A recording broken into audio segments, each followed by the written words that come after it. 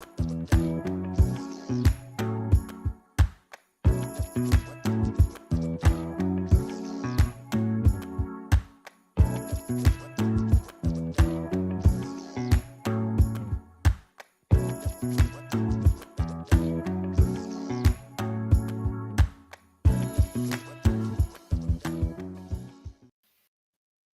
the Sports Chasers Podcast, coming to you live and direct with your host and your moderator, Kevin L. Warren.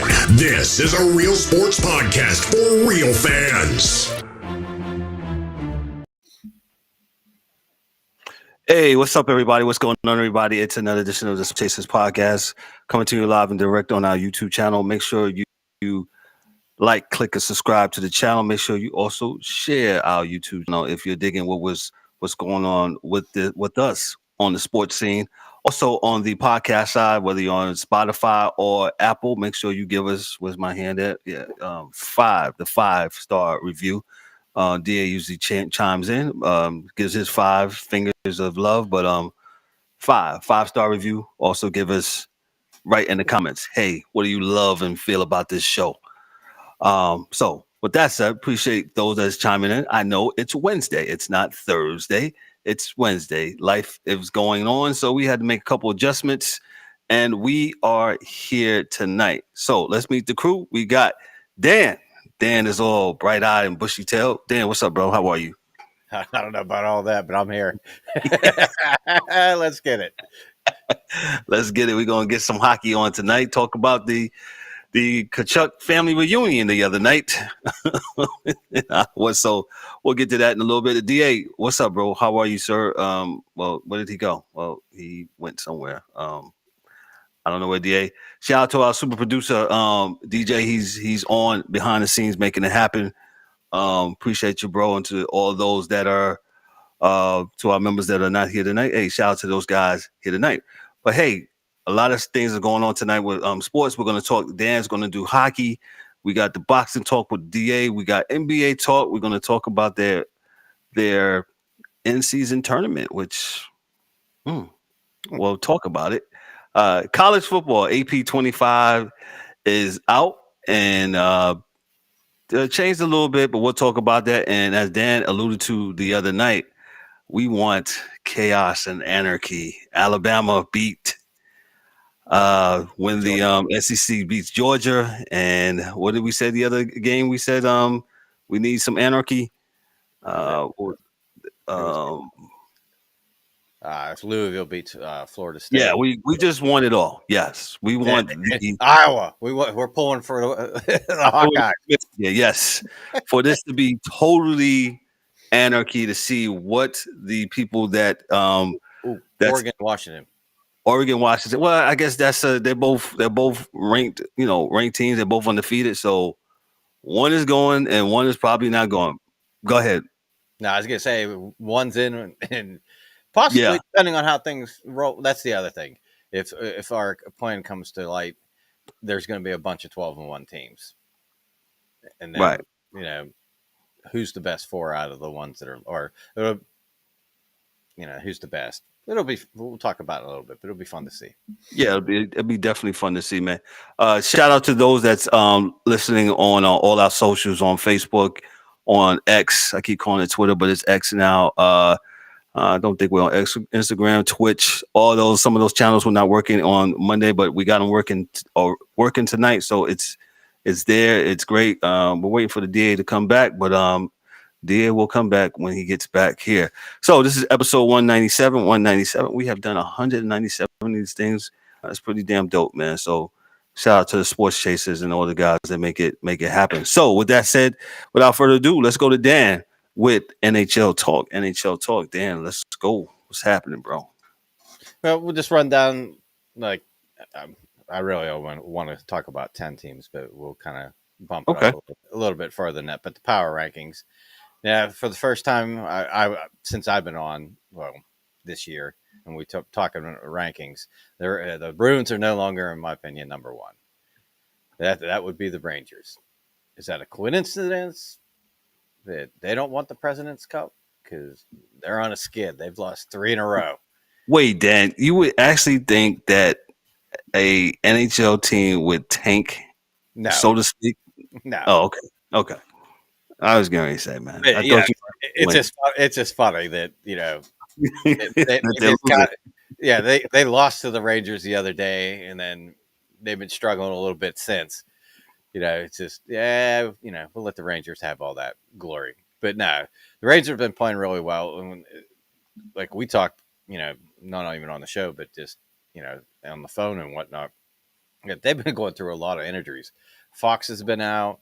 Heedle's Yes. been out. Shesterkin's been out. I know Shesterkin came back the other night. It's going to take him a Hmm.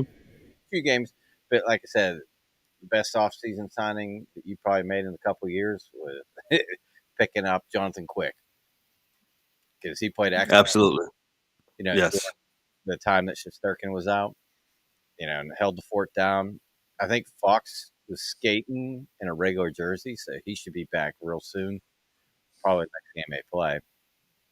And then I know, was it Capo? The guy? I think he had an injury the other day to his leg. I'm not sure how serious that is, but he's going to be out for a little bit.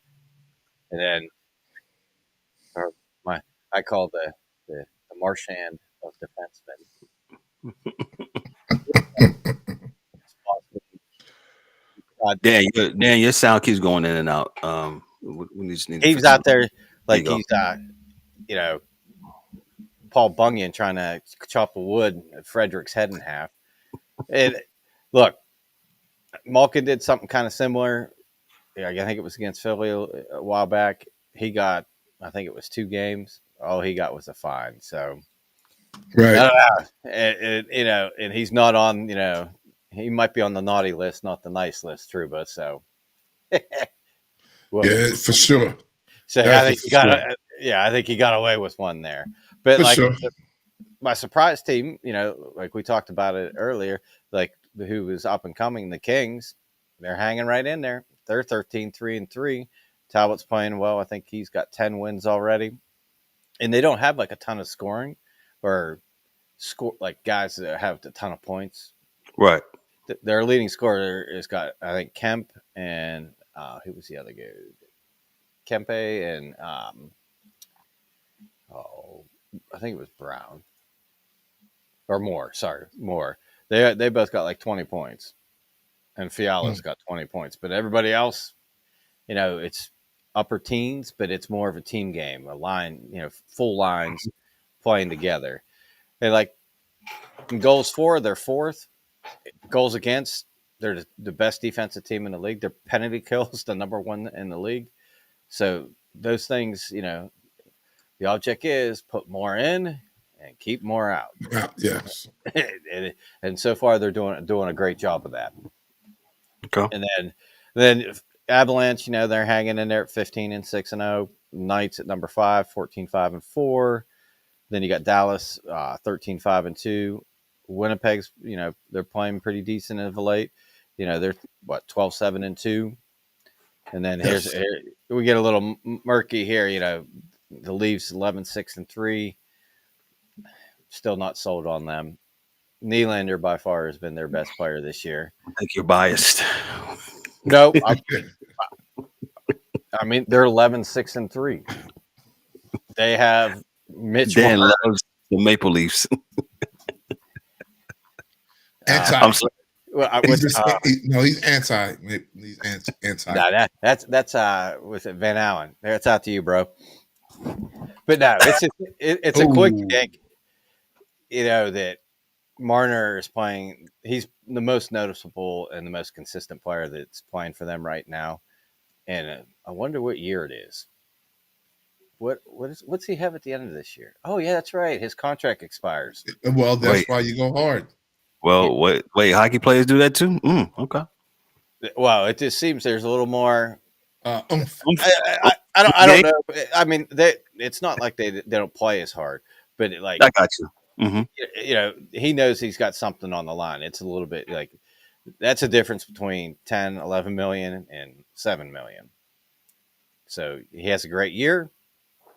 He's going to get the money. It's not going to be in Toronto unless they decide to get rid of somebody else to free up the cap space because they're pretty well strapped. But like I said, it comes back to their goaltending and their defense. You got all these forwards. You got to be able to stop the puck. But then we got the Panthers 13-7-2. They've been playing well of late. Canucks, they're 15-7-1. They've been playing great too. And it is what it is. But the Bedard watch, he's got 10 goals, 7 assists so far, leads the team in that and that points.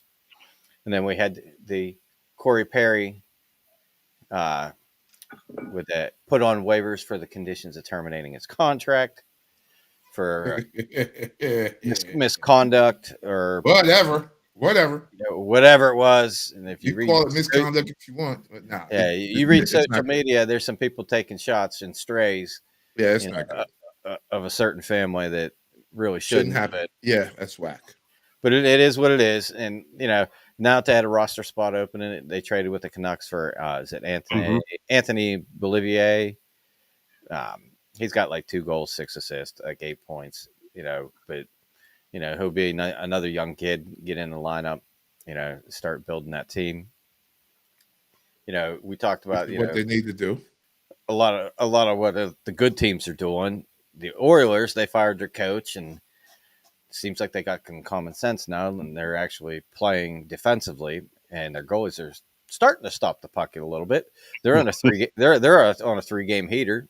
They've won the last 3, but I mean, they're 8-12-1 with 17 points. And yeah, it's not good overall, but three games in a row, we'll take them. In their division, the Pacific, they're 15 points behind Vegas. Yeah, it's not good. It's over. Yeah, not necessarily. It's close to it though, Dan. Well, they won 3 in a row, right? Go ahead, Dan. I'm sorry. I mean, no, they're starting to play better. They're starting to play defensively. But here's the kicker. So it's just not their division that they have to be top 4 in anymore. Now, they just got to be top 8 in their division. So right now, Nashville, who's on a 6-game winning streak, who beat us in overtime the other night on a bullshit call, but Arizona's right behind them with 22 points. They're tied. Of course, there's tiebreakers and all that crap, but they're only 5 points ahead of Edmonton. So that's 3 games. So if they can continue to play well, it's hard to make up points just with the 3-point system where, 2 if you win, 2 if you tie and go to a shootout, or if you win the shootout and the other team gets 1 point for losing the shootout. As before, they used to be, am I correct? They used to be 2 for a win, right? And then if you went to a tie, right, and they ended up in tie, each team and had a point, correct? Yeah. Right. Yeah. So, can they do it? Yes. I mean, their goal differential came significantly down. They're only -7 now. So they're playing better. Yeah, so they're figuring out, and and like I said, we're a quarter away, a little over a quarter away into the season. Some teams have played 19, some have played 23, and that's the thing. Edmonton's played 21, Vegas has played 23, Vancouver 23, and that they're a respective 32 points, 31 at the top of that the conference. So they got a couple games in hand. It's what they do with it is the important thing. So we'll see how that all works out. But yes, we will talk about the Ottawa and the Florida Panthers game here. And great game, great fight, and then the game broke out. Great family reunion. Yeah, go ahead. Great fight, and then the game broke out. So. The thing I kind of like the best is every once in a while, it'll happen once or twice a season where you get the great hot mics. and I always saw the one, I think it was Foligno was playing for Boston, and he got 2 minutes for roughing or whatever, and he goes, "Well, what am I supposed to do? Beat his fucking face in?" To the referee, what do you want me to do? And they caught that on the mic, which was hilarious. And the overtime, or I think it was the end of the second period, that they called a penalty, I think, on Pedersen for us. And Letang was skating through the neutral zone back to the other end for the face-off.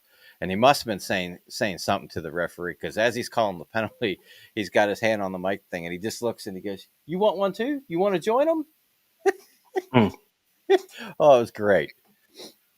But that's, some of the great banter you get with the hot mics. But the announcement for the penalties in the Florida game had me dying. Yeah, listen, he was like, everybody. Yeah, he was flustered giving that, he's saying the penalties.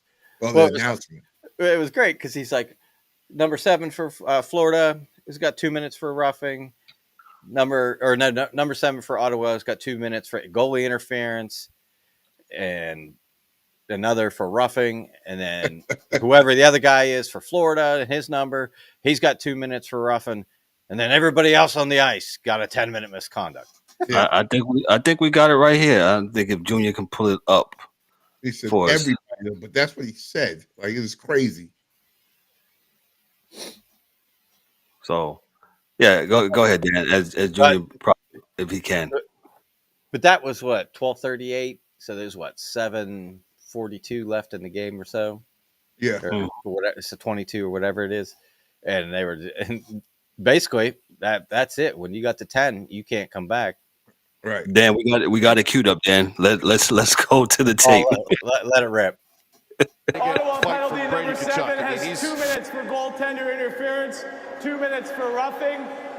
Florida number 12 has 2 minutes for roughing, and then every player on the ice has a 10-minute misconduct. Florida will have a 2-minute power. You're going to get Ottawa penalty number 7 has 2 minutes for goaltender interference.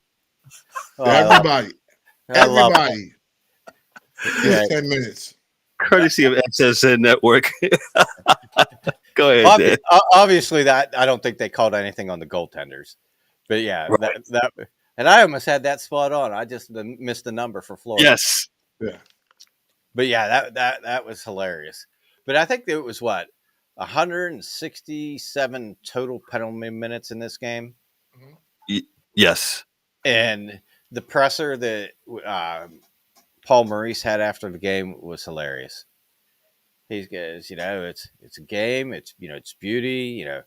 It's intense, and tempers flare, and sometimes you got fights. And he was like, but yeah, he's like, if we were only in the 160s, it's not really, I would say go as far as what you're saying until we hit around 250 minutes in penalties. I was like, damn, man, I haven't seen that in years. Many years since I saw that. But that's back in the day when they had enforcers and all that good stuff. Right. Goons and all that stuff, correct. Because I think McEwen is the one that kind of started the whole fiasco by jumping Matthew Tkachuk for Florida. That was a problem. Yeah, that's where the problem started. Yeah. And I don't know how he only got out of there with 5 minutes. He just got a match penalty and he was gone. But the beauty of it is to Florida Tkachuk, he's got a cut on the side of his eye, his helmet's off, and he gets up smiling, and he's putting his bucket back on his head, and he's looking at it, and he's just chirping over it, and you see they show who he's yelling at, and it's his brother for Ottawa. And they're going back and forth, and then they pan the can to the crowd, and all you see is Grandma Tkachuk, like, what are they doing? What's going on? And then then you got Dad there, Keith. He's looking, hey Granny, this is what happens. Explaining to her what's going on. Oh, I loved it. Like family reunion, bro. Yeah, it's been a while since there's been a game like that. I need more of that. And the bummer is they don't play again until I think February. Yeah. Oh, okay. Which sucks. Gotcha. But yeah, that's true. And it, part of it too, what I think I caught on one of the clips, I think it was on X, was Matthew looking at his brother saying, Sanderson, and I forget who the other guy was that he mentioned. But he's like, so and so and Sanderson, they're dead. They're dead. like you want to run our goalie? We're going after your best players. Yeah. Right. That might have been Stutzel that he was talking about. But oh yeah, but those games are few and far between, so you got to enjoy them when you get them. Oh, yeah. I mean, it looked like, end of the day, it was a fight in hockey. And it looked like the guys that were fighting weren't too mad after the fact. It's like sometimes it's like they said in the Godfather. Every few years, you got to have one of these to clear the blood. Everybody can go on after this, so this is good. But it really wasn't like that bad. That part wasn't really a fight. That was just more of Brady just being a nuisance and starting shit with everybody on the Florida team. Yeah, like they try to break him up, he grabbed somebody's collar and wouldn't let go of it. So the lines were pulling both of them, and then the guy get pissed off and throw a glove in his face, and then he'd let go, and then somebody would be going by and he'd be like, whoop, grab him too, till he aggravates him. I kind of feel like they kind of knew what was coming because the direction the game was going, that they were all going to get the gate, and that's what happened. But there's hey, if you're a backup goaltender, you were loving that game because you had all the leg room on the bench that you could possibly need. Because I think at one point Paul Maurice was counting his players on the bench to see what lines he could form with what players, because they were that short. I think they had like maybe 6 or 7 on the bench. I think Ottawa had one less because the match penalty to McEwen. But yeah, that's almost as good. Like it sucks they all got thrown out because it's even better to watch them sit all in the penalty box and yap back and forth in between whistles. That was a good one. What else you have for us, Dan? I saw Patrick Kane. Looks like he's going to rock with the Red Wings. Go ahead with that. Yeah. There's it's been the rumor around that he was coming back. Where's he going? What team is he going to go play for? And interesting enough, I saw a thing before we got on where it was he took a 1-year deal with Detroit, but he had, I think, multiple teams with multiple year contracts that he turned down. Why do you think he did that? You going to go play in San Jose for 2 years? I mean, yeah, I got it. At this stage of the game, he gets to pick where he wants to go, right? Why he didn't stay with the Rangers then? Why do you think he didn't stay with the Rangers? I didn't think he was going to stay. I thought he was a hired mercenary, but why do you think? Well, why didn't Tarasenko stay? He went to Ottawa. Maybe the coach. Maybe that. Maybe who was coming to be the coach. What kind of money they got? What's the cap space? Who's coming up for contracts? Am I going to get that dollar? And to me, it doesn't. Like, I think he just signed with Detroit for 1 year because he wanted to play there. But not only that, like, he's just coming off hip surgery. He wants to give it the last. We're in December now. The last couple months, 3 months, 4 months. Give it a go to make sure he can go. Instead of hemorrhaging a team, saying, "Oh yeah, pay me $5 million for $10 million for 2 years, and be a cap hit of $5 million and handicap a good team when he goes on long term." Well, that's a smart guy who's thinking not only of the organization, and me and Dee sometimes talk about this, but go ahead, as we're almost running out of time with this. Go ahead. Yeah, this is probably the last thing we're going to talk about, but just that, thinking about it, where did he start playing? I thought it was Chicago. Okay. Yeah. And where did he sign after that? New York. All right. And now where's he playing now? Detroit. I mean, is he making the circuit? I mean, think about this. Those are all original 6 teams. Is he going to go play for Boston next year? Montreal. Yeah, and hit the 6. I If I've Toronto. I was not go there. Dan hates Toronto so No, much. I'm just saying, like the media scrutiny and stuff when you're at the late end of your career, he doesn't need all that bullshit. It's like they're gonna look at him like he's Patrick Kane in 2010, 2011 when he's winning cups with. That's not who he is anymore. He can still play. He can still skate. He's still got the hands, but the youth is not there, and he knows he probably only got a couple more years left. Right. Even if he makes it through this year and he's feeling good and healthy and wants to come back, maybe he will go to Boston. Get the U.S. Original 6 jerseys so he can hang them up in the den. That'd be kind of neat. Dan, if that be all, appreciate that. I don't think you have anything else. Thank you, Dan. That's Dan. Yeah, we need some. I keep saying we need some theme music for Dan. That's Dan with hockey, bringing the heat when it comes to the NHL and all things hockey. Thank you, Dan.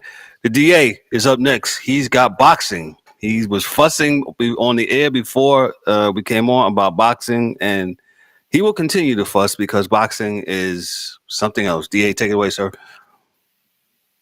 Well, you're gonna be bringing me some money. $5, bro. Cut your mic on. And he's still talking. I'm sorry. Sorry. Go ahead. Sorry. Go ahead. Let me get that QR code.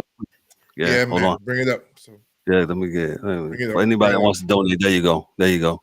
I gotta put my phone on it. And yeah. So it's wild, right? So even as I watched Benavidez beat Andre. It's a good fight, 6 rounds.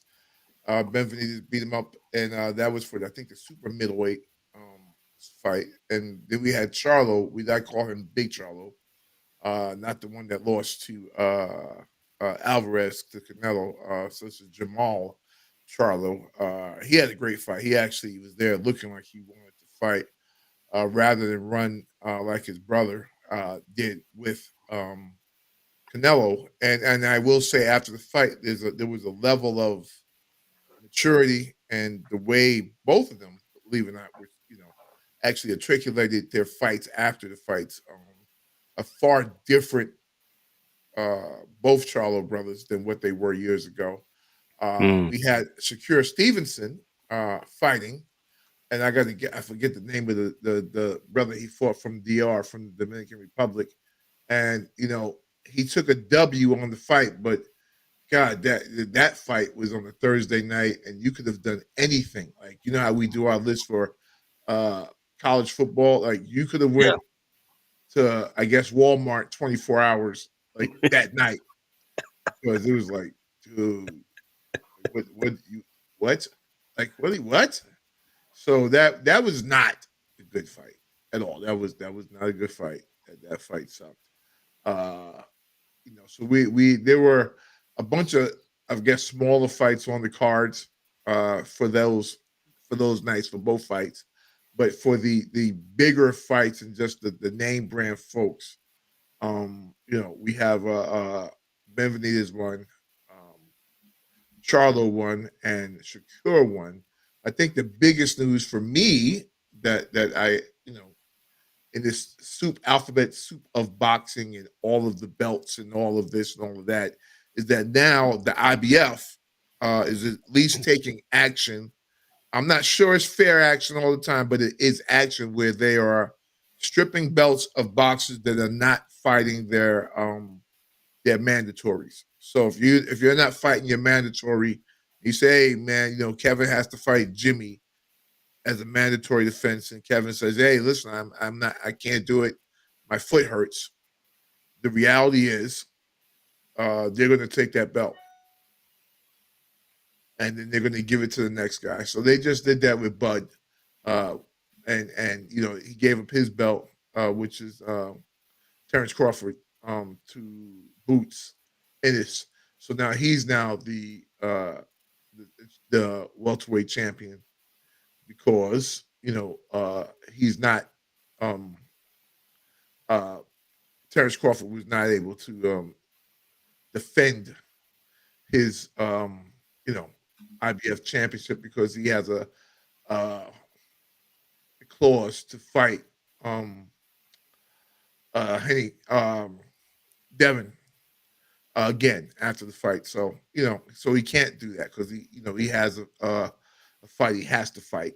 And with that being said, now he's they took his belt. So at least they are making some moves. I still believe boxing, and looking through the pea soup of guys having two guys having the same championship in the division and stupid stuff, interim champions and stupid stuff like that. I think they need to move closer, and I think they will pick up a lot of fans if it was less confusing, like who's the champ, who's the best, who's this, and who's that, So, but those are the biggest fights that happen, which the great thing about that is it opens up boxing to have a lot of other great fights, especially in the middleweights, super middleweight, welterweight, and lightweight. There are going to be a lot of fights coming up because now guys know they have to fight each other. So stay tuned, and we're going to have kind of a list of what fights are coming, and I'll put them in the if you need to know, yeah, and we'll attach it also to the to the show notes. Yes, yeah, and then you guys can look and see of who's fighting and coming up in the next few weeks and months. All right. Got you. That's all you got on boxing, DA? Sir, yes, sir. Yes, as DDubb and DA, they are the boxing aficionados on this show. Look for them because they usually have some standalone episodes where they just chop it up when it comes to boxing. It's really, really well. So check that out. And as DA said, we'll put that. I'm sorry, you got something else? I'm sorry, I had a misquote. I said Haney, it was Spence that Bud Crawford. Spence. Yeah, he has to give him a rematch in the clause. So with that said, he can't fight Boots Ennis, who is the number one contender in the IBF. And there's a whole bunch of stuff around that where Boots could have actually fought him in WBO, but he didn't. So with that said, they took the belt. But the good thing is that they're doing that with a lot of fighters. So which is good. If you're not, at least IBF is saying if you're not taking your number one contenders seriously and taking those fights, then we're just going to take the belt from you. So I like that. We we put the boxing schedule on the screen. It's also on the live stream. So want to check out who's the fights and what DA just talked about, just click on that link right there. It's on Boxing News 24. I believe DA and DDubb use that site to get a lot of their boxing information. So I'll just get my 2 cents on boxing. I love boxing. I like boxing. I'm with both of you guys when he says that it's so convoluted, the alphabet soup and all that comes with it. And it's kind of frustrating sometimes because you just want to see the best fight. That's all. You just want to see the best fight. It. And sometimes you don't get it because of the politics. And that's what I'll call it. The politics of boxing in the industry. And boxing has the long history of gambling and all that stuff and some of the dark history, man. But getting past that stuff, you just want really good fights. And from heavyweight on down to the featherweights and stuff like that, when done correctly, you sometimes get some really good fights. And I think this year has been a really good year of having, like we said, some of those really good fights. I just wish they fight more. Stop the BS, man. Listen, you can't have a sport where your heavyweight champion is fighting a guy from another sport and then gets knocked down. A YouTuber. Right? So he fights Nagano, who is a UFC guy, and Nagano gives him a fight. But you're Tyson Fury. You're supposed to be the dude. Like, and historically, he is the lineal champ, whatever that means. That means he beat the guy that beat the guy that beat the guy that beat the guy all the way back to like 1901, Jack Johnson, some stupid shit like that. So, but what happens is you can't have that guy, because that's always what's considered to be the baddest man in the world, as a heavyweight champion. Right. Fighting a guy from the UFC. He's not even a boxer. Like we can't do that. That makes no sense. That it doesn't make any sense for the sport. You can't. No other professionals do that. Not during the season. Like this isn't Superstars from the 70s, on ABC, where you had like, guys from every sport competing against each other in track. Yo, you know what I mean? Like, that's not what this is. So this isn't Superstars. Herschel Walker he's gonna lift as much. He's gonna lift weights against Reggie White. Like, come on, this is stupid, man. Let me ask you this, dude. Let me ask you this: what does make sense for the sport? How do we elevate boxing? How do we elevate? It's real simple, man, and I hate to say it. Uh-oh. You need a commissioner of all of it. You need one person, and I hate people, but yeah, you need one person that says we don't need all these belts. Dana White. We'll make all these belts. If you want to keep your belts, we have to tier them so they'll be at separate tiers. So one belt will be the belt. That's the real belt. Then the other one can be the, you are the B guy. WWE belts. Yeah. You're the Intercontinental. You're the Intercontinental champ. Because the belts mean money. What most folks don't understand, when the championship fight happens, the boxers have to pay, the belt. Like, they have to give money to WBC, give money to WBA, or whoever it is. They got to give them some money to go do what they do. Yeah, agreed. So the cats aren't going to give up on the money. That's for sure. That they're not going to do. Maybe kind of like a group A, group B, group C, group D. Gotta be something, man, because then people will be able to tell who's winning, who's not winning, who's the best, who's not the best, based upon what we see on the television screen or wherever we're watching our fights at. So at this point in time, it's just you don't know who the hell is the best. If someone has the belt, but is he the best? Is he near the best? Like, what exactly is going on? So that's part of it. So, that's part of it. I would agree with you. You need a commissioner, and like all these different, I don't know, organizations or whatever they are that have fighters. That needs to go away. Just have the WTFC belt, and that's it. And that goes down through all divisions. So that's it. Who the champion? Who is the champion, and that's the belt. And the commissioner, because that's the thing is you got all these different organizations, and they use those.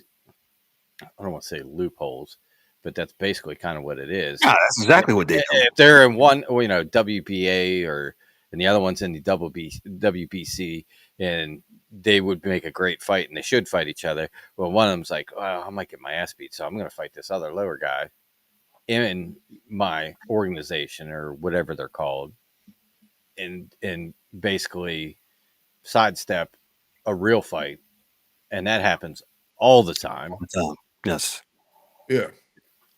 And you just need one. Be like, hey, whatever you want to call it, the organization, whatever you want to call it, and that everybody fights under that umbrella, kind of like the UFC. Everybody, that's. I said Dana White for commissioner. Well, Dana just ain't gonna. The thing with Dana is, the problem with Dana is that Dana owns it, so he pays them too. I don't need the commissioner to pay. Like we say in other sports, we need him to be a separate entity, but not just judge, jury, and So correct. That's the problem. Yes. Yeah, they just need a guy to make decisions, not necessarily be, if not, you won't get, the boss, because I think Dana holds too much power. Right. Gotcha.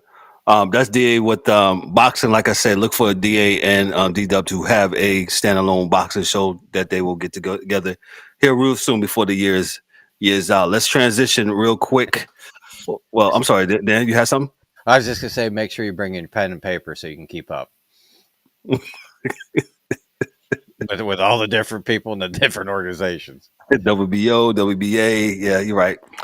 You're right. Let me move to the NBA. The NBA's in-season tournament is upon us. It's in quarterfinals as the Knicks, the Celtics, and others move on. You got the Lakers, Pacers, Pelicans, and Kings. Let me read this from CBS Sports from Sam Quinn. He says the NBA in-season tournament brackets here. The 30-team group stage portion of NBA's inaugural in-season tournament has whittled down to an 18 field, and the knockout round will start early next week. The quarterfinal games, 2 Mondays and 2 Tuesdays, will be held at the home floors of the 4 highest seeds: the Bucks and the Pacers in the East, and the Lakers and the Kings in the West.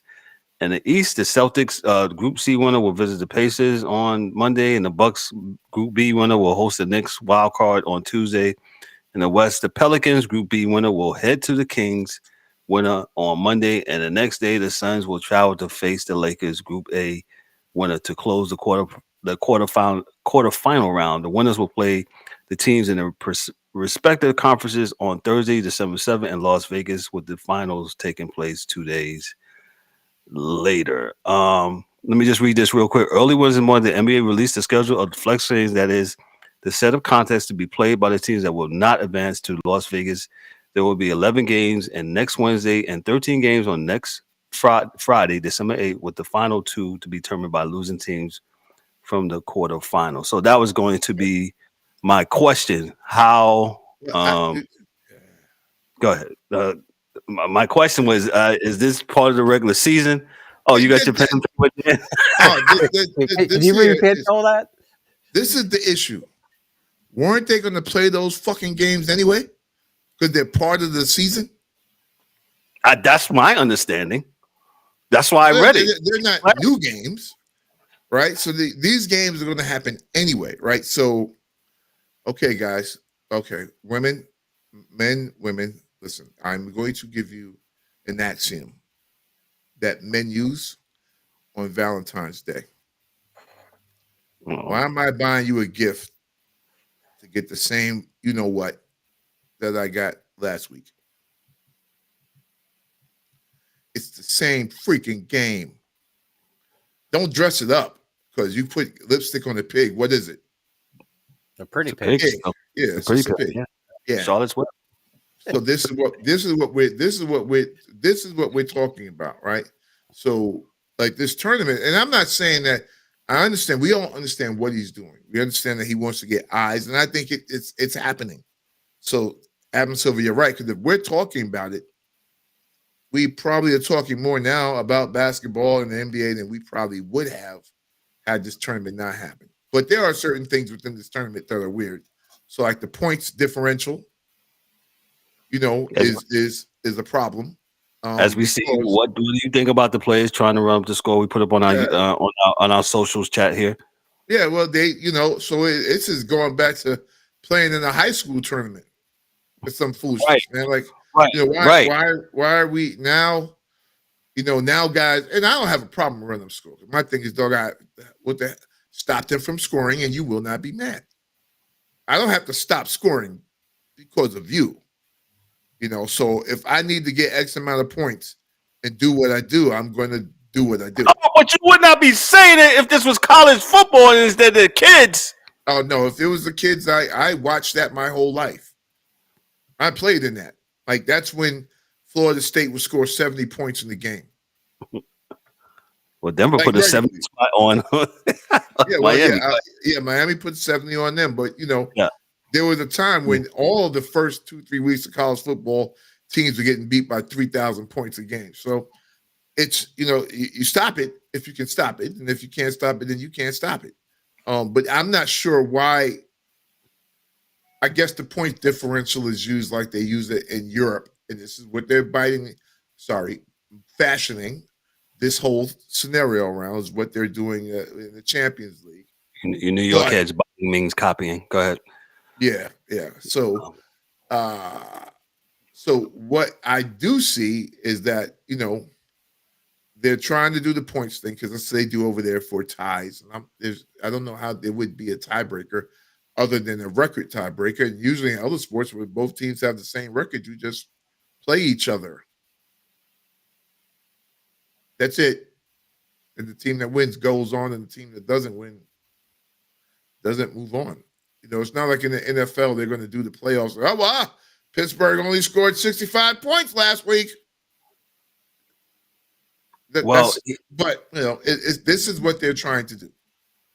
And I'm actually, I don't really have a problem with it, Kevin, because I think it is successful within its intended purpose.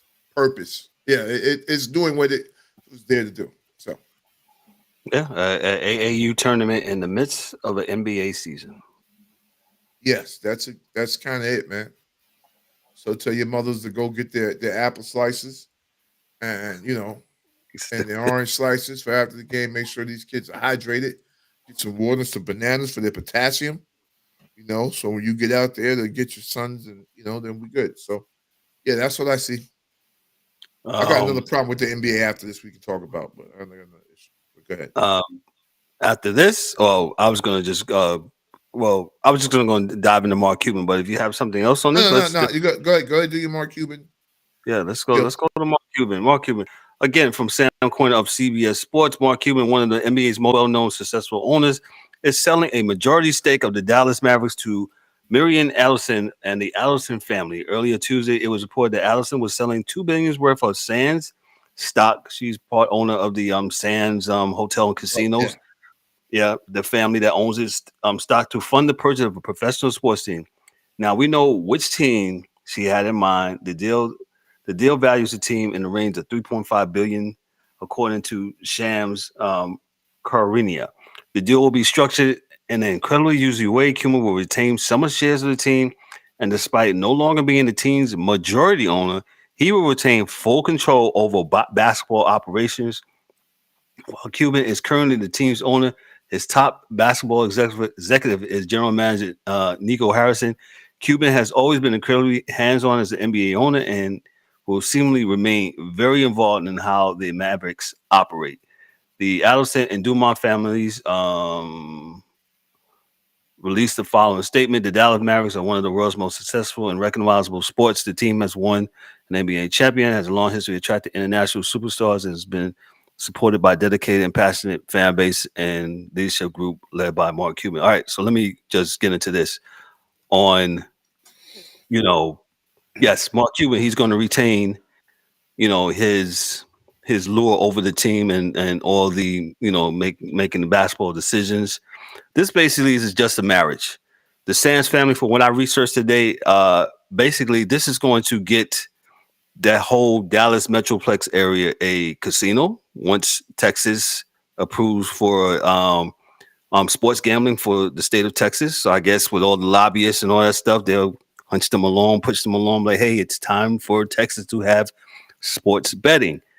So from what that's going to be, they're going to try to push for that and also push for the Mavericks to have a supersized arena, kind of like what's going on up in LA and Inglewood with our main man Steve Ballmer, who owns the LA Clippers. I'll give it to Dan. What's your thoughts on Mark Cuban doing this? Shit. He put $3.5 billion in my pocket and still run the team. Hell yeah. I mean, he got the money in and he still got control of the team. I mean, and the honey. He got the money and the honey, baby. Yeah, I mean, like when I heard that he was still controlling the basketball operations, I was like, what's going on? Like, and why would they do that? But I mean, in the event that they want him out, I guess they could always vote him out. You know what I mean? As the board or whatever. If you watch, what is it, Succession? You're gonna have one of those little meetings or whatever. But yeah, for him, good show, Dan. That's a good show. I didn't know you watched it. Yeah, that's an excellent show, bro. Yes, but yeah, that's you got your money and you still get to do what you've been doing. Okay, and really, he's not affected by paying the bills. Nope. You know what I mean? He's absolved of all of that now, right? Yeah. So he got less stress and less BS to put up with. Mm-hmm. But he still got his money and he's still running the team. So run the team. Hats off, we got on here. Junior pulled up for us. Cuban has recently announced that he will be stepping down from his role as the long-running business show Shark Tank, which he has been part of for over a decade. So he's giving that up. Go ahead, D. He's getting that money, and I don't think there's nothing wrong with him getting that money. he really, to me, was a really good NBA owner. I think so. Yes. Yeah, and the respect that he wanted to win and would do what he had to do, to make sure his players felt good about being there, that they were wanted and that they were special. So he would make sure that they were good to go. And I really, I like that about any owner. Like we talk about that all the time. So I didn't really have a problem, and I don't have a problem with him staying on because, yeah, he's there. He's about winning. So we can do that with Mark Cuban, and that's a beautiful thing. And I also, as weird as it sounds, it's funny, but dude, like what they're trying to do is basically do what's going to happen with the Vegas team. Right? They just want to mirror that because you want to put the basketball arena in the middle of the hotel, facilities. I'm not saying you're going to have it in the hotel, but, if you got your thing over 2 or 3 blocks and you have the hotel with a straight line to the doggone arena and you can, kind of escalator in, escalator out of the arena and do what you do, man, that's a win-win-win.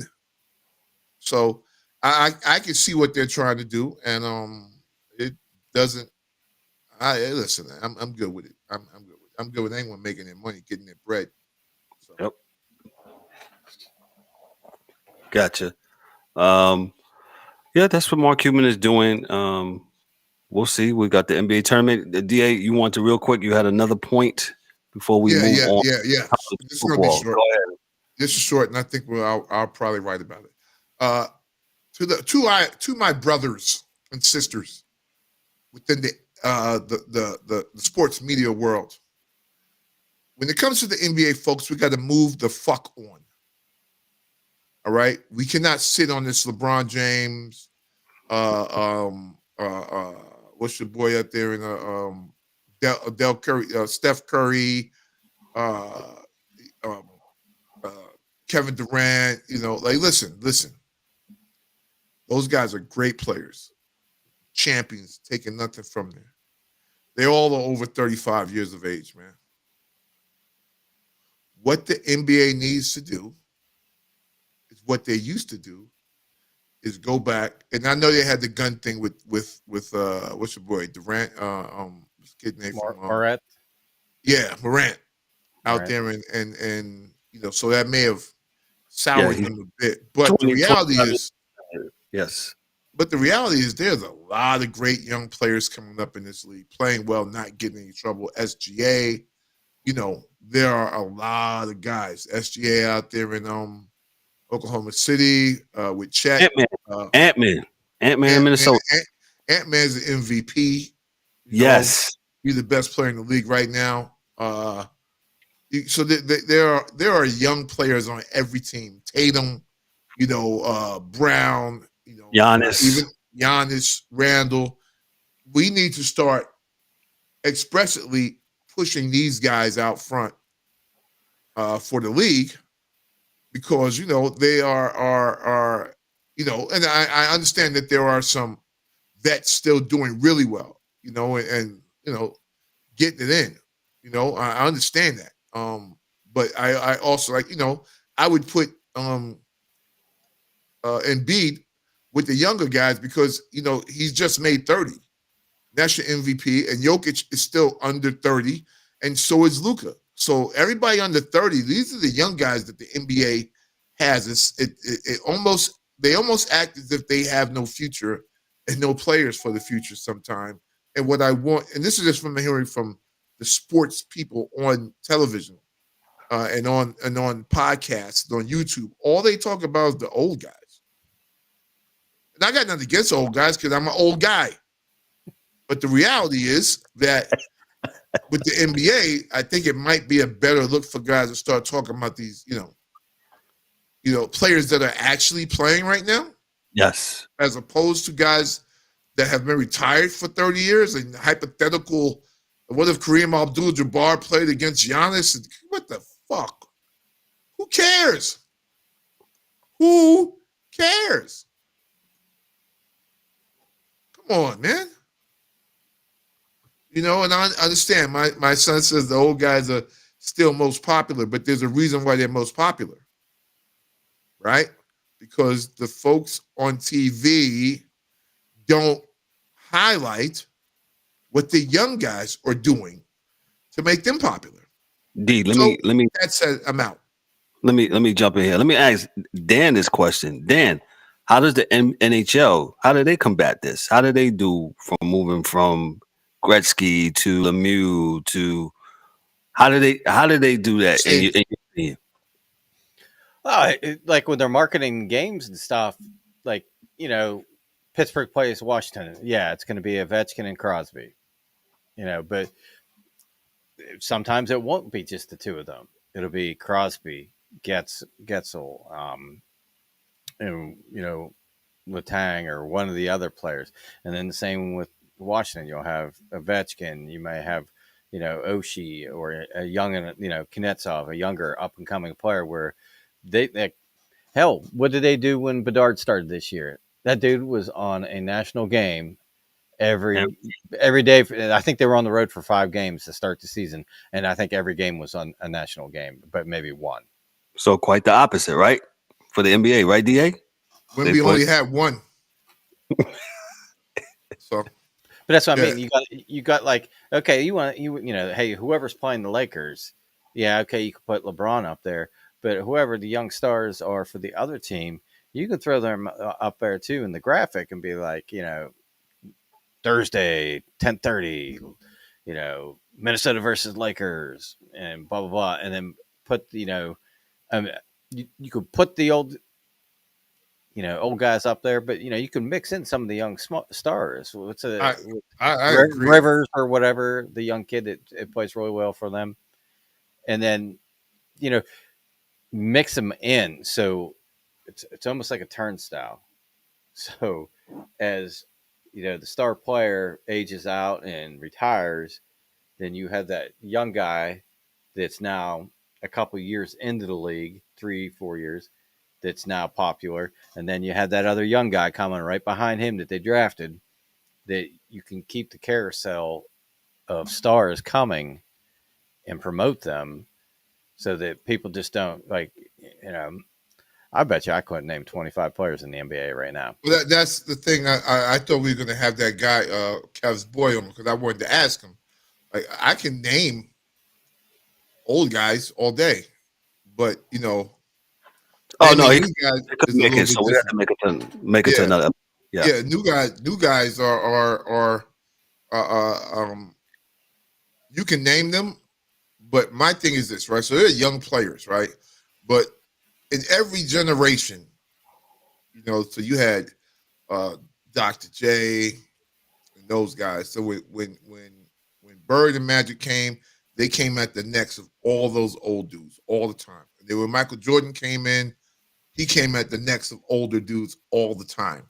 And then there was a famously AI, Kobe Bryant, that class, they went at the old guards hard. Like they didn't act like they were fans. They were respectful off the court because you were older dudes, but on the court, you got to be like Ant-Man and just try to dunk on everybody. Because that's the way you take the championship, and that's where you take the food from the old lion. The old lion he has to die for the new lion to actually take over. Yeah, so Michael Jordan had to be, he wasn't broken down, but he played a good season at 40, believe it or not. But Kobe Bryant had to come take that. I'm the best now, right? Him, Tracy McGrady, those dudes came up and like, we're the best. And dude's like, yep. I keep telling dudes, Stevie Francis, all those guys were like they were going to kill the old guys in the league. Yeah, I understand we have young guys in the league, and even LeBron, when he came in, tried to get the old guys. But at the end of the day, you also need the press. You also need the NBA marketing to really put these guys up front. Like, I haven't seen Ant-Man on anything, like a national nothing. Well, they'll tell you that Ant-Man plays in Minnesota. It's a small market and all that. Okay. And all that nonsense. And I'm like, well, the internet and the world is a big world now. So you don't necessarily need to play in a big market to be San Antonio got a bunch of championships, and I don't think San Antonio is like top 25. Giannis just did it in Milwaukee. Correct. So it's the national media is biased. We'll say that the legacy media, they're biased towards certain things, and that's fine. And but don't say that it's raining and the rest of the saying, right? Because it's not true. So I agree with you, D. I absolutely agree with you, D, about and Junior. Some of these comments you see coming up on YouTube, that's his thoughts. And some of his stuff is right too. I think you just need in life. I'm all about balance. Just have balance, man. Just have balance. Ant-Man is phenomenal, and like DA said, if you haven't watched, and I watched a couple of games, he's the MVP of the league so far. He's been balling out of control. The producers in my ear, he says I must move on. So when we have those guys back, so we're supposed to have some guests. When we have them back, when we get a chance to have them back on, we'll have some more. Get Ryan up in here. Let's do it when Ryan gets here. We'll have Ryan on next week, and we'll talk about that. We'll revisit this. Let's go on to the hot and heavy topic all week that's been going on: college football. Will it be chaos? Will it be anarchy? Or will it be business? Chaos is a ladder. It's a ladder. Let me read from the AP the playoff rankings as of Tuesday. It came out yesterday. Georgia is 12-0. They're number 1. Michigan 12-0. They're number 2. Washington is 12-0. They're number 3. Florida State. Dan, you listening? They're 12-0. They're number 4. Oregon 11-1. They're number 5. Ohio State 11-1. Number 6. Texas 7. 11-1. Alabama 11-1.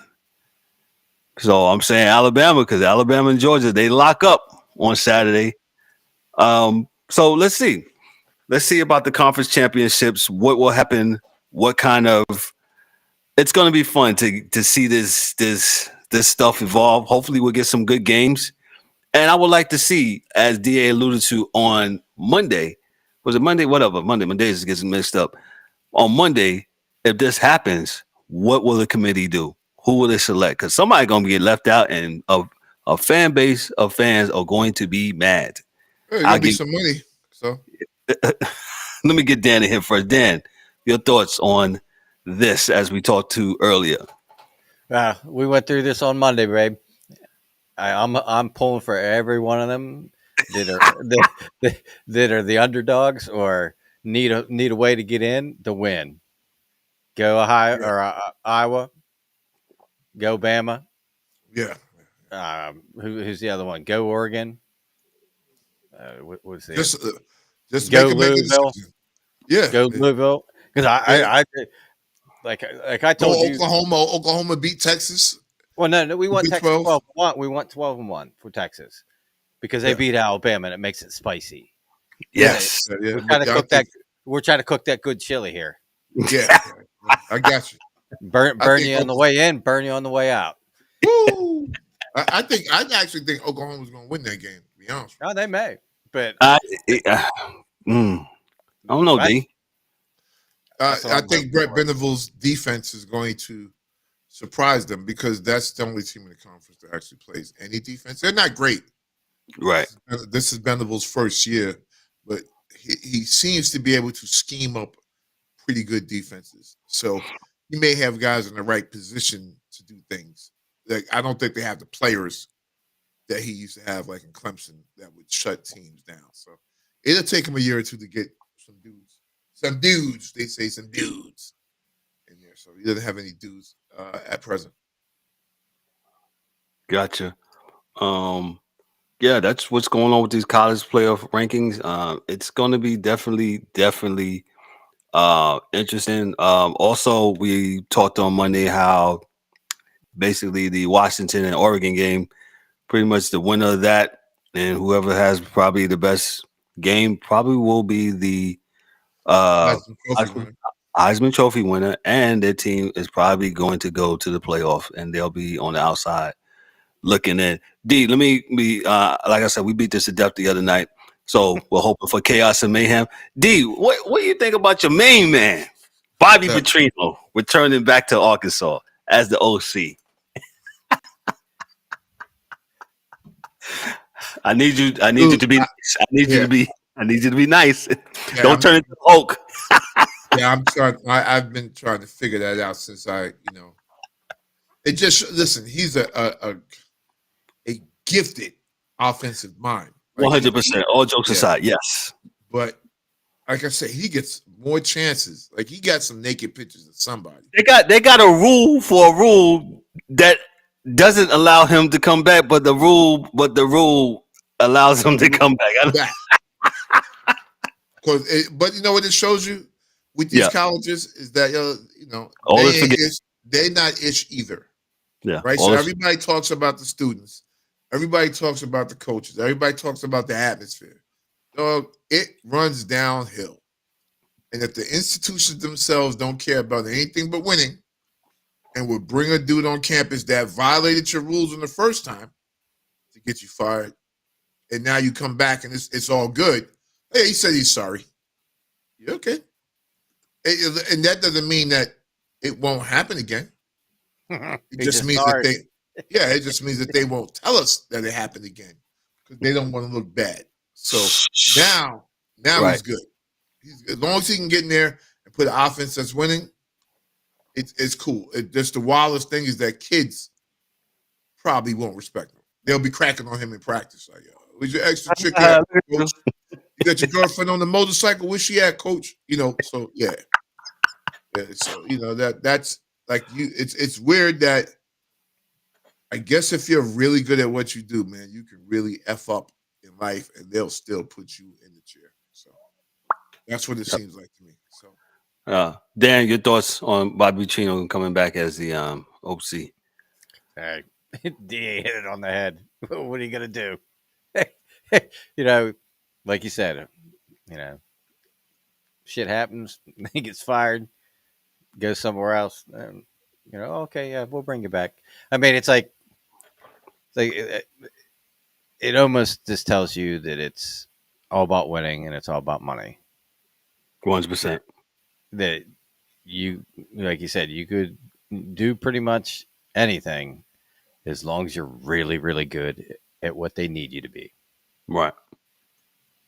Yeah, listen, we can't say that Laney hasn't done anything crazy since he left Tennessee. But you know what? He went to Alabama, won the national championship under Coach Saban. Coach Saban, like Tom Brady, sent that letter of recommendation, and now he's a head coach. Right? So now Lane Kiffin's head coach, not just a head coach. He did FAU for a year and a half for 2 seconds. Told a bunch of kids to come to FAU and bounce to go to Mississippi. So the point I make is it doesn't matter to the schools. The coaches get to roll around this country with impunity. Do whatever they want to do. Well, get a job, leave a job. Oh, hell. The kids say, Oh, boy's making $76 million to watch. Yeah. So come on, man. I mean, come on, everybody. Go ahead, Dan. And I'm no, that was my thing. It's like, they get to move around with impunity, but they, when they do get punished, it's not too bad. Oh, not at all. We have 7 years, $76 million that they still owe to hit them or something. Yeah. Yeah, Dan, you should have took that job and put us on, man. Yeah. Next one that comes up, I'm in. I don't care. That's going to lead me to go ahead, Dan. I'm sorry. I was just gonna say you just need to drive her straight down 77, bud. Yeah, I hope so. They got an opening for a lot of positions. I hope so. Let me go to my next story in college football. Matt Rule says something very interesting on today.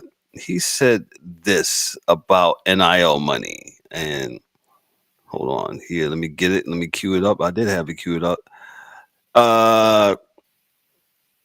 He says this, make no mistake, a good quarterback, and he's talking about transfer portals, right? There's been a lot of talk about, let me just read the quote and then I'll say what I got to say.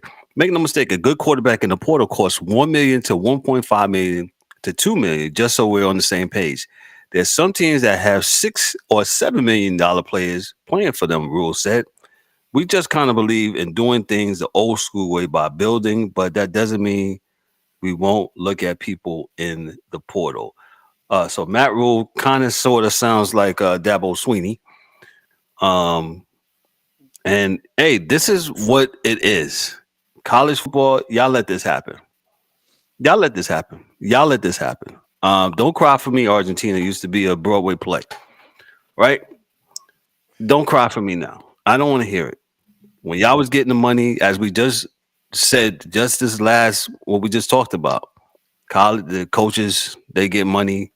They go tell your kid, hey, come to my school, and then they bounce, and they're allowed to get all the money. And I'm a capitalist. I believe in capitalism. But the kids are getting it now too. And now y'all whining, boohoo, and crying about the kids getting the money. And this is what y'all. This is what has come about.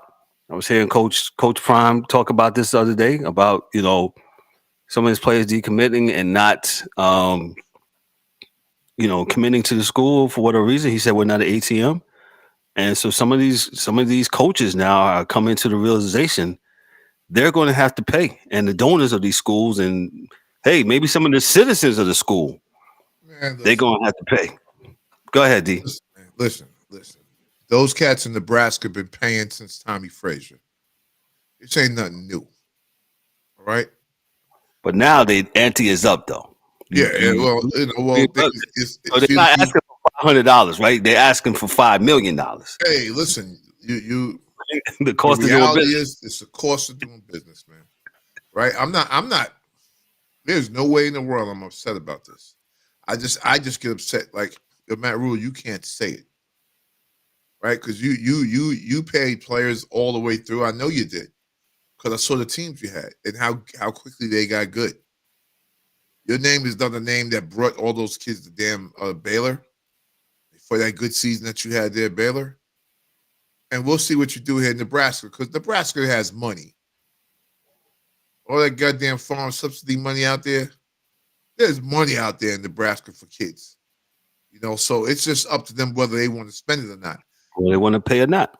Yeah, right. Well, it's already backfired for them, as we saw this year that he brought in a dude that was a criminal. So we did that, yes. Yeah, we talked about that, right? He brought a dude in that was a criminal. I don't know how much he paid him, but if you don't pay dudes, that's what you're going to get, criminals. Because the good kids that can play and ain't going to do nothing wrong, they cost, and they understand that they have a value.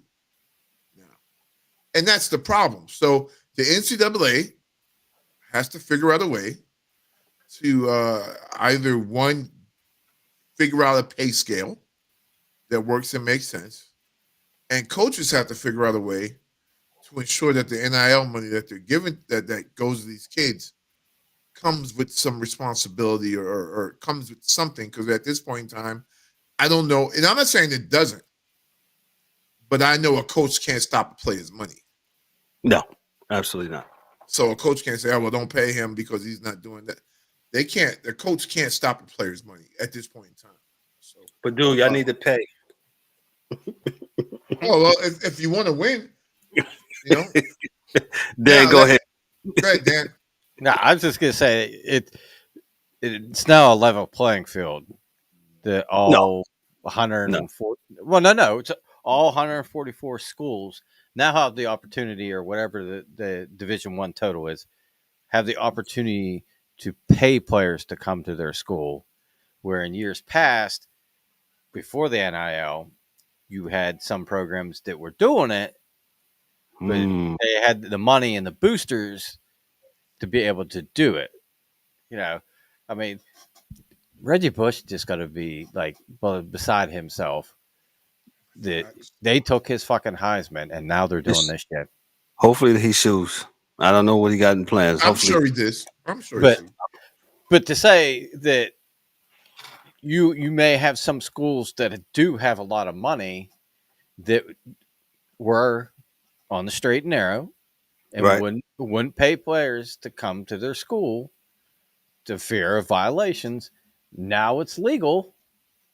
And that's kind of the problem for some of these coaches, because, maybe in Nebraska, they don't want to spend the money on football kids they want to spend it on the school itself and apartments or whatever, where they will, but only to a certain point. Well, now you got other schools that have a lot of money that they want to win, and they're going to put this money out and bring in who they can bring in. And if you're a player and what Matt Rule is saying is true, why would you not get in the carousel every year? Because that shit's just going to go up every year. The cost of doing business. And that's, not to lump this all in to the NIL and what's going on, but we all heard what Brady said about the NFL and its product. Well, this is kind of where it's starting. You don't have guys go and play 4 years at the same school. And we don't have enough time to I tap know. bag, bro. And real quick, because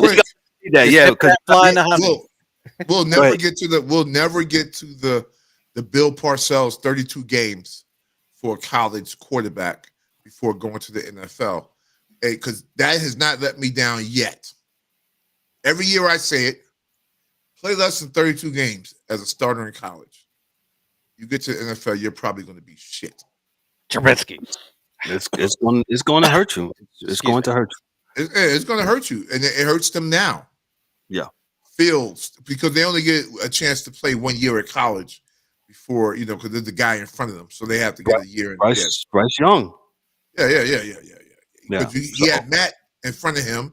Matt had Tua in front of him, and Tua had Jalen in front of him. All four quarterbacks were all three of them were at school at the same time, because they were redshirt freshmen, redshirt sophomores playing, getting on the field, and then you're bringing in Bryce. So as a youngster. So, yeah, I got to 117. We out. So, yeah, Dan, we got to definitely dip into that bag again. You're right. There's a lot to get into that with that whole. Just touching the surface. Yes. So we'll definitely get into that in another episode. Let me move on to the NFL, the National Football League. David Tepper apparently was listening to us, because let me just read what he said here the other day. One day after firing Frank Wright and appointing his sixth head coach in 5 years, I said 6 the other day. I stand to be corrected. Carolina team owner David Tepper was defensive. He says, "I do have patience," Tepper said during a Tuesday morning media conference. "My reputation away from this game is one of extreme patience." And this is coming from Jory Epstein of Yahoo Sports. The Panthers, Tepper told reporters that he hopes his next head coach will last 20 to 30 years. The Panthers' reality is far different. Tepper fired Reich on Monday after a 1-10 start, the 11-game stint being the shortest NFL head coaching tenure in 45 years. Special teams coordinator Chris Taylor was 84 promoted. years old, 30 years from now, 84. Offensive coordinator Thomas Brown, who has alternated play calling with Reich so far this season, will play calls. I'm not reading anymore. So Mr. Tepper, he has doubled down. He said he is not impatient. I vehemently disagree with him because you have given me 5 instances of showing that you are impatient. Yeah, a little bit. Yeah, a little bit. I saw something today on I want to say it's Cam Newton's podcast. Cam Newton has a podcast. Yeah. Shout out to Cam Newton. Cam said this. D was about to roll his eyes because he saw it. You know what I'm talking about. Cam was saying that he thinks Mr. Tepper is waiting for Bill Parcells to part ways with New England. Bill Belichick. I'm saying Parcells. I'm sorry, Yeah. Bill Belichick to part ways with New England and come to Charlotte to 800 Mint Street to take everything over.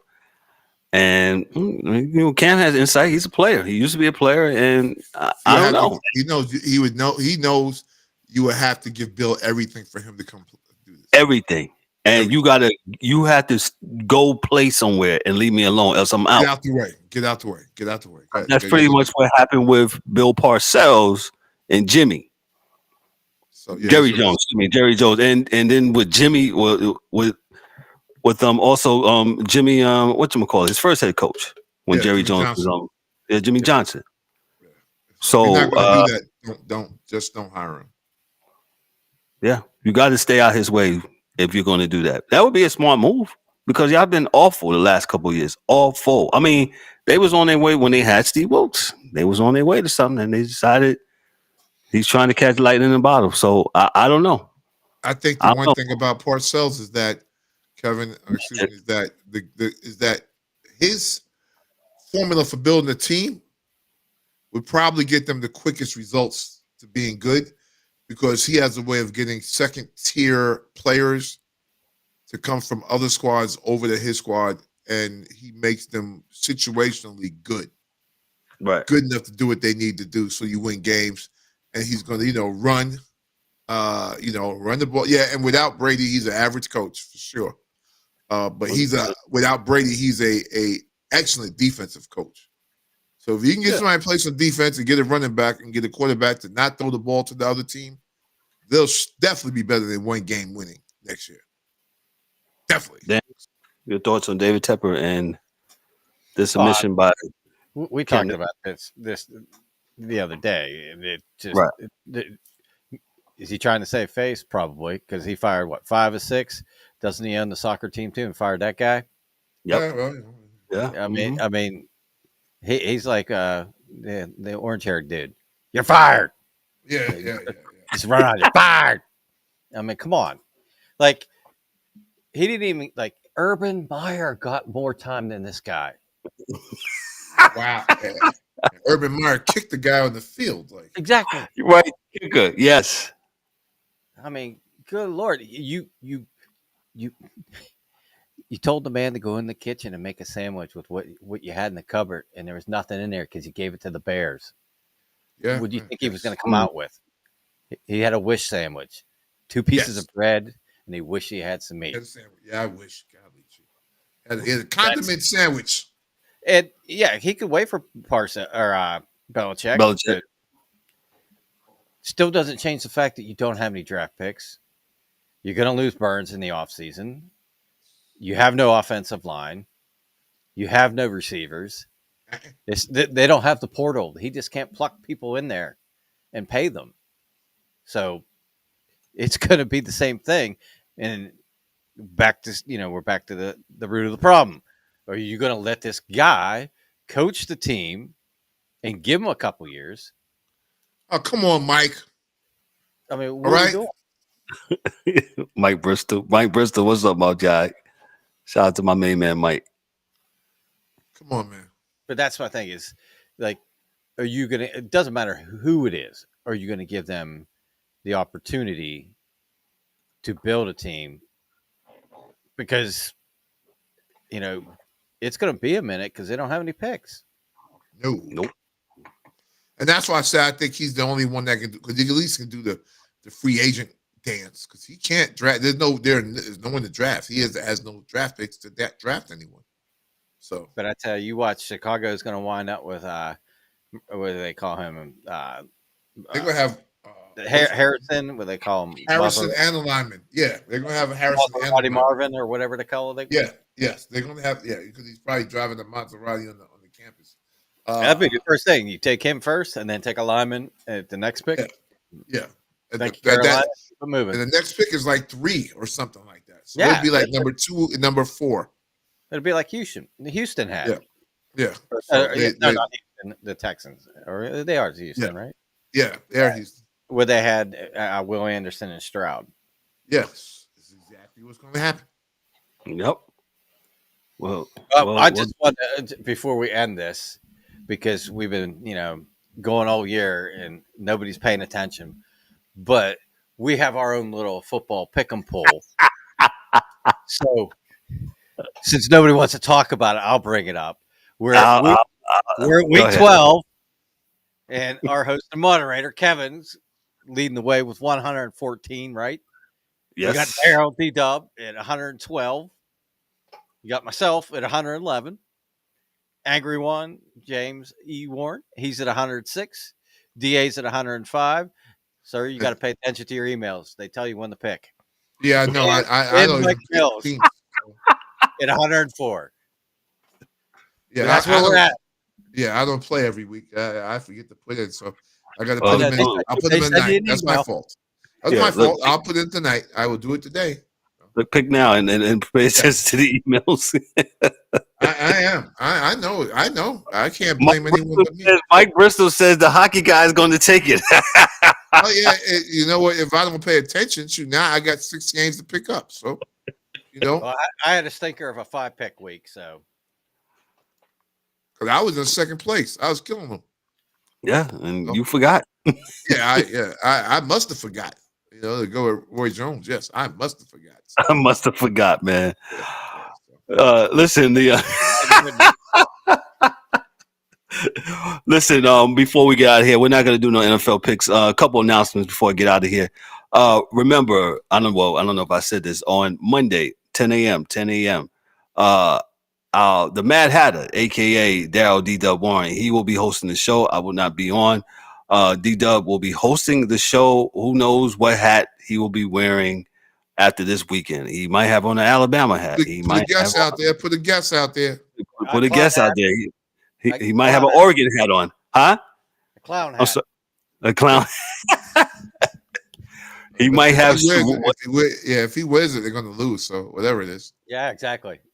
So we're combining the Gridiron show, the college show, along with the fourth and short. So DDubb will start off with the Gridiron. They'll talk about all that happened with the college, and then they'll transition right. There will be no break, and they will transition right into the NFL stuff on Monday morning at 10 o'clock. So if you're available free, you're at your desk or whatever, make sure you tune us in.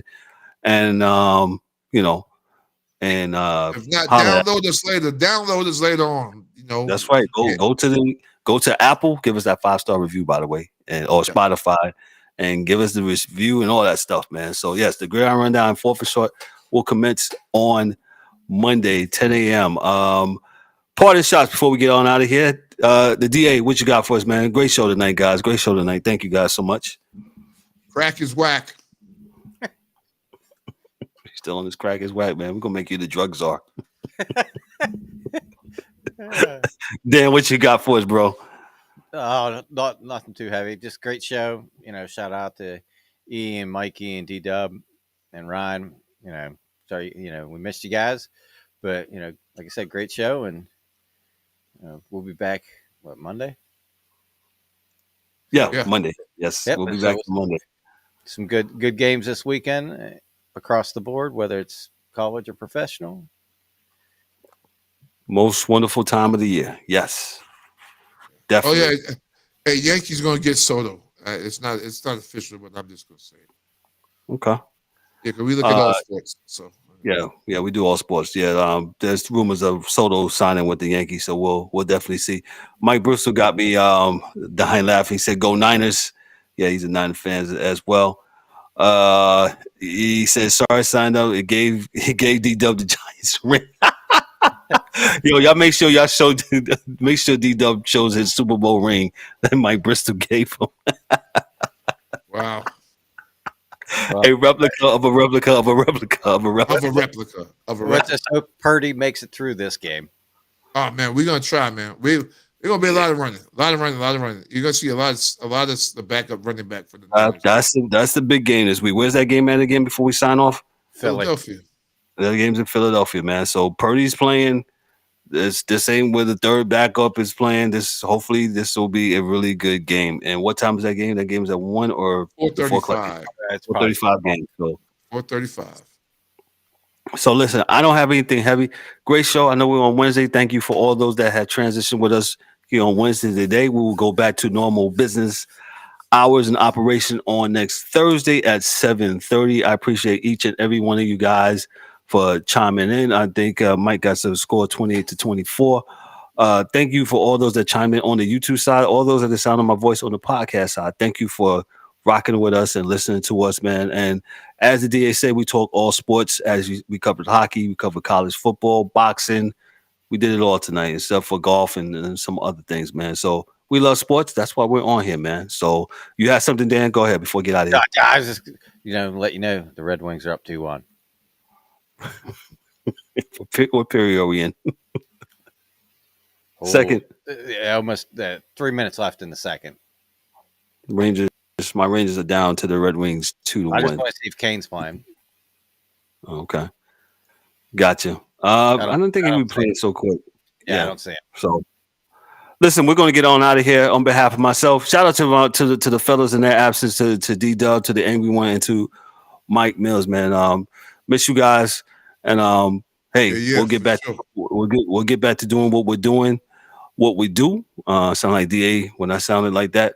But listen, on behalf of myself, I'm Kevin L. Warren for Dan, our hockey dude, who's in second place on the NFL picks. To the DA, crack his whack. To our super producer, Junior, thank you, bro. I appreciate you, man. Outstanding job as always. This is real cool that I got a great guy who's. Why does it say PJ? Who knows PJ? Hey, bro, that's his name that he wanted to put on his thing. Please leave my producer alone, please. For myself, I'm Kevin O. Warren. For Mike Mills in his absence, for the Angry One in his absence, Daryl D. Warren, for DA, for Dan the Hockey Dude, and for PJ, our super producer. This is a Sports Chasers podcast. Be good. Bless. Have a week. Have a great weekend. Hey, we'll see you on Monday at 10 a.m. for Fourth and Short and the Gridiron College Football Rundown. Be good. Be easy. Peace. Go in the